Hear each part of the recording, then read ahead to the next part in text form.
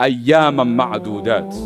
Tunafahamu nini katika ibara kama hii ayyaman ma'dudat? Ramadhani ni masiku ya kuhisabika. Mbali na neno la Allah ayyaman ma'dudat, imetumika katika ayyamu tashriq, ni masiku ya kuhisabika, masiku ya khairi. Na katika Ramadhan vile vile Allah akasema ni ayyaman ma'dudat.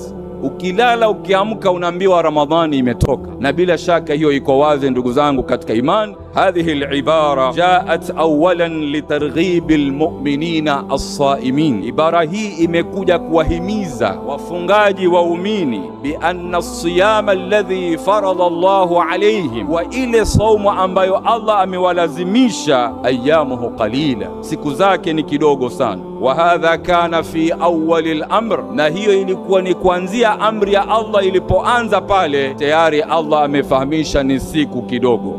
Thaniyan, jaat hadhihi al-ibara, ibara hii imekuja litambihi al-ghafilina an-naimin, wazindua kuamsha wale walioghafilika, waliolala na usingizi mnono, wanasahau kuwa tayari wanaingia katika masiku ya mwisho, kipindi cha lala salama, na bado wamelala an ayami al-fadila, siku bora zinawapita. Nasina hadha al-mithl, wakiwa wamesahau mfano ambao unanasibishwa kwa Sayyidina Ali bin Abi Talib radhiyallahu anhu aliposema alwaqtu kasayf, wakati ni kama upanga, illam taqta'uhu qata, ikiwa hutoukata wakati kama huu, basi wakati utakukata wewe. Masiku yamepita, siku 10, umefanya nini?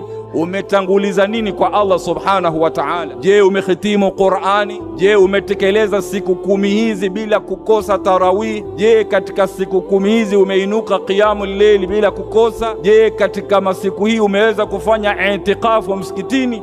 Ewe aliyoghafilika, aliyelala, wakati ni kama upanga kwa makali yake. Ikiwa wakati wenyewe hutoukata, basi wakati utakukata wewe, na utakiwa ukate kwa ibada. Uwe na barnamiji ya tilawatul Qur'an, uwe na barnamiji ya istima'i durus wal muhadharat, uwe na barnamiji ya fi'lul khairat, baina sadaqat, iftaru nnas, uwe na barnamiji ya fi'lul adhkar, kuleta adhkar. Na hii adhkar inawasaidia wale ndugu zetu ambao masaa mingi wako katika kazi za watu, katika ajira za watu. Walhamdulillahi tamlaul mizan, na neno alhamdulillahi peke yake hujaza mizani kesho mbele ya Allah subhanahu wa ta'ala.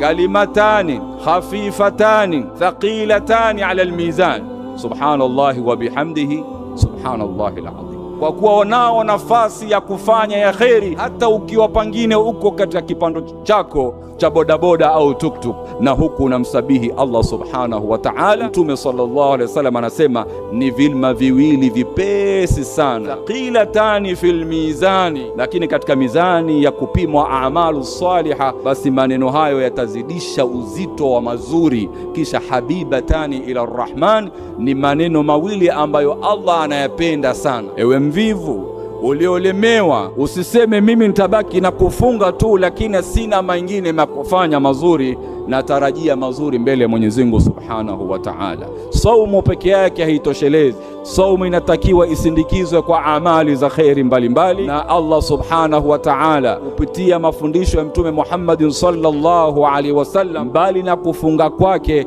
alikuwa ni au ajwadun nas, alikuwa ni mkarimu zaidi Allah Mtume sallallahu alaihi wasallam katika mwezi mtukufu wa Ramadhani.